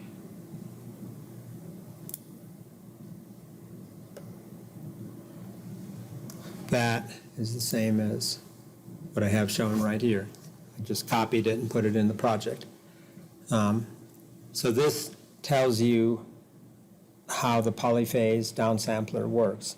You bring a signal flow in, you immediately get to decimate the stream and feed it into the E0 filter, and then you're going to stagger by one sample. So let's say the even sample starting at index 0, M, 2M, 3M, 4M, those are driving through the E0 filter, and then the next samples phased by one sample will be X1, X of M plus 1, X of 2M plus 1, just staggered over and getting those polyphase coefficients E1 and then all the way along, and then you sum them together. And when you're summing together, though, you're taking advantage of the fact that the decimation was done right up front. The coefficients are all present and accounted for across E0 through EM1 plus minus 1, but they're only operating on decimated versions of the input. I know this is kind of like a thing that can make your head throb, like, what? Is this really working? It really does work. When you write it in Python, though, unless you can do better than I can, it's not going to work better than the other way around, because Python is so much faster using the compiled functions for lfilt, and the decimator or the downsampler is just easy to do. But when you run it in Julia, which is a compiled C-like code, it is amazingly fast, and that's why I'm making you do that this final semester of my teaching, because I want you to really see where if you can write the code right, it can be fast. The problem with writing fast, efficient algorithms is what language are you writing in, what compilers do you have, and what other neat little tricks do you see when you're coding to actually make that headway. And another way of looking at that is beginners won't necessarily be lucky in getting it to run fast. You have to learn how to do the right things. Do you find that discouraging? No, you shouldn't find it discouraging because IP is IP, and if you can get IP for something, your company buys it, it's freely available, using open source licensing, you just use it. Somebody did figure it out. You don't try to say, I have to reinvent every wheel, because you're never going to do that in your life. You'll burn out trying to do that. When you're home at night and you have nothing else to do and you're bored, you can sit there and fiddle around with this stuff on your own if you want to just satisfy yourself, but generally you don't get allowed to do that when you're on the job unless you can make a case for why you need to write it from scratch.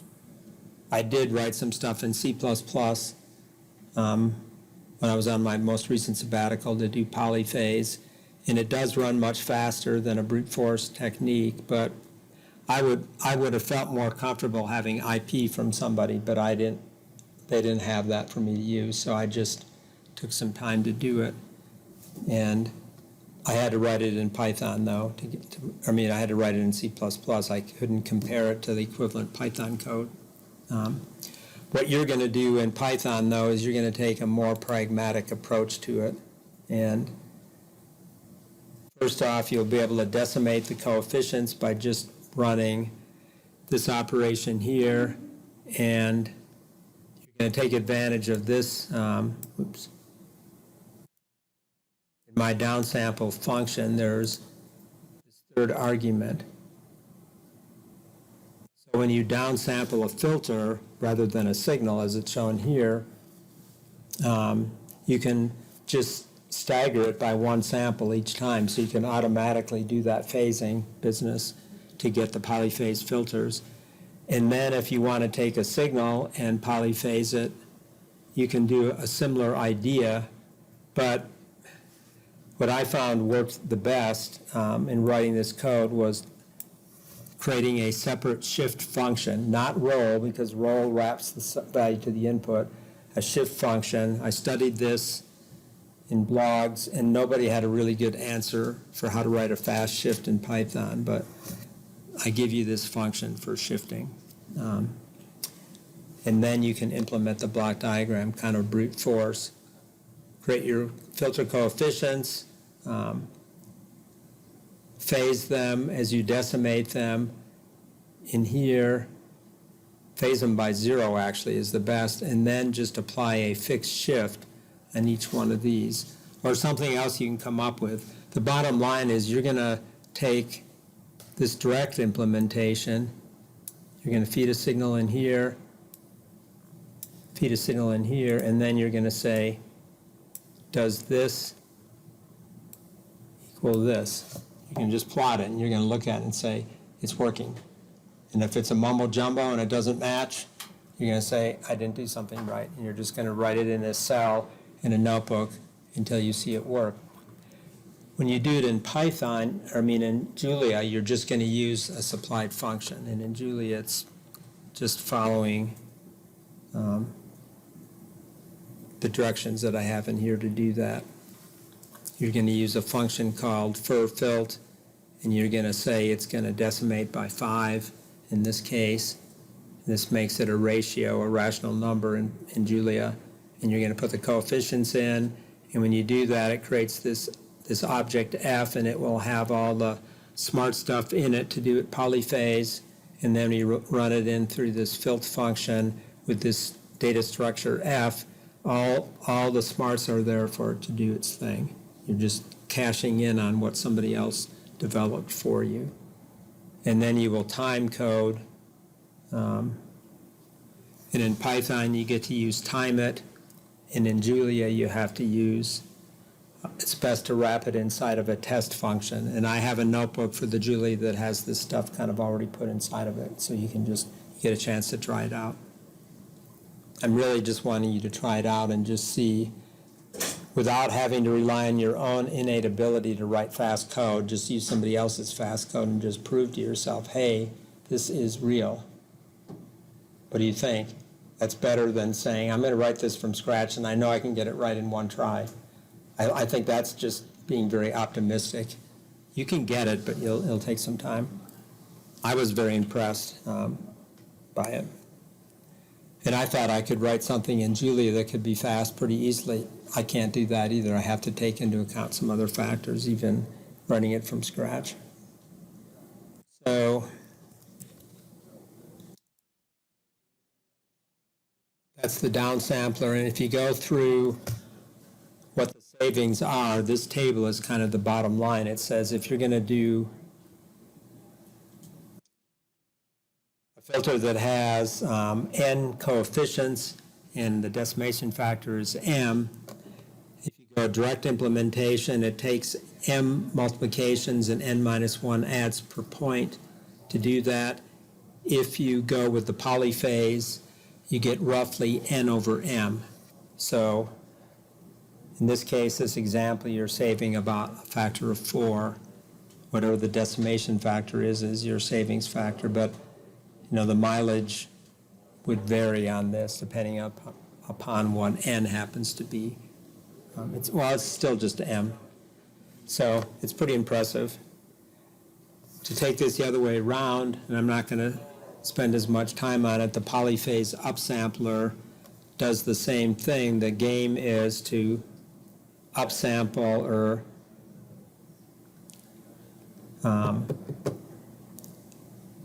expand the signal after you've filtered it.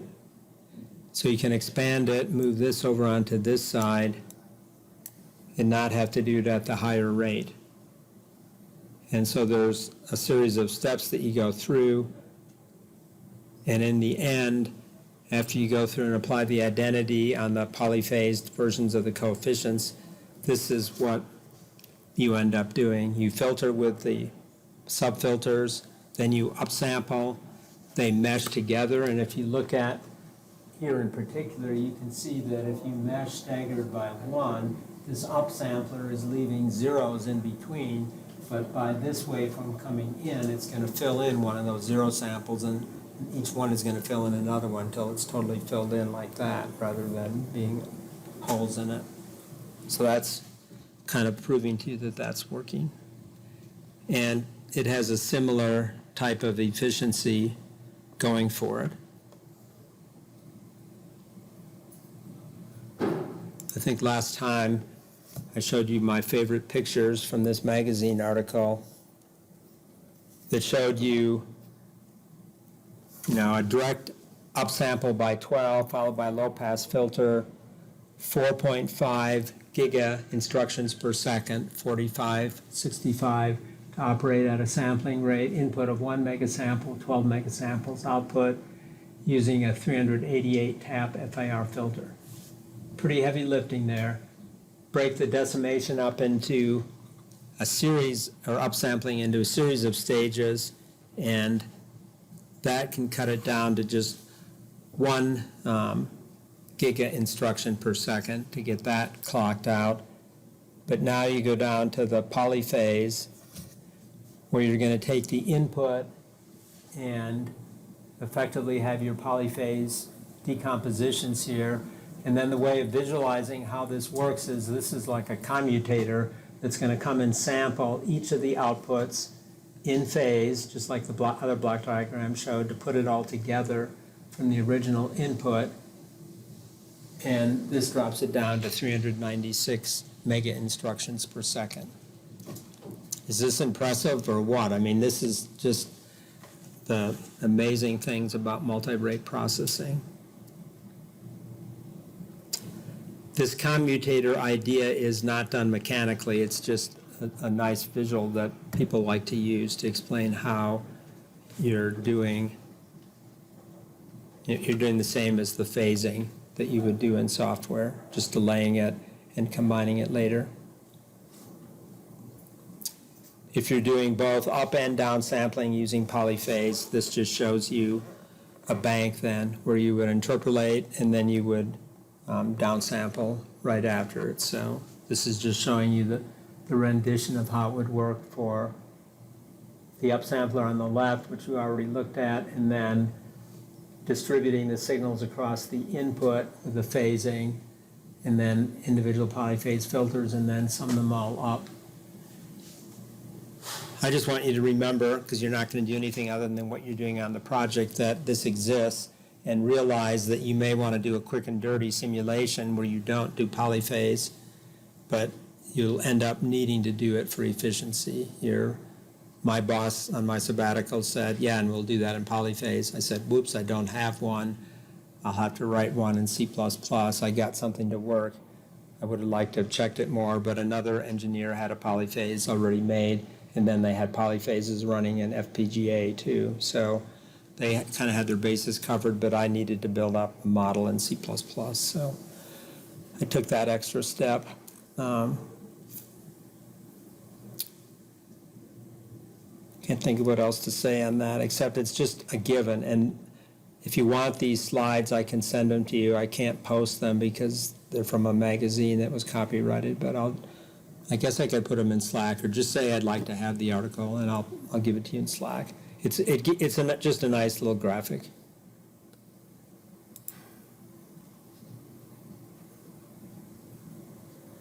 Okay, now we move into random signals, and I didn't expect to get much beyond this point for today, but I do want to see if there's any questions anywhere before I even tell you what we're headed into with this. I'm going to give you a quick overview of random signals, though. If not. Okay, nobody's jumping up with their hand up. First, there was probability, and I'll quickly review through this next week, the axioms of probability, some of the properties.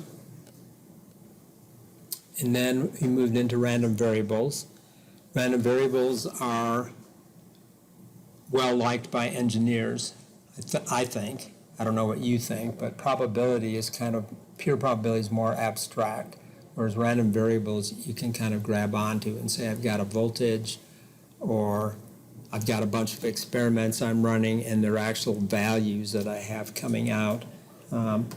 So we have the sample spaces, now the elementary outcomes that are mapped onto the real line, or it could be on the face of a die, or you name it, the type of application that you want to apply it to. And then we start working with cumulative distribution functions and density functions. And density functions, by far, I would say, are the engineer's favorite as well. How is probability laid out on the real line, such that I know when I integrate the entire real line, I get probability 1. It maps somewhere on the real line. Sum total is 1 if I sum it all up. And then if I integrate a part of that density, I get a piece of the probability, like the tail of a PDF, let's say. Then there's conditional PDFs, where you condition on other random variables. We have averages, like means and moments, which includes the variance.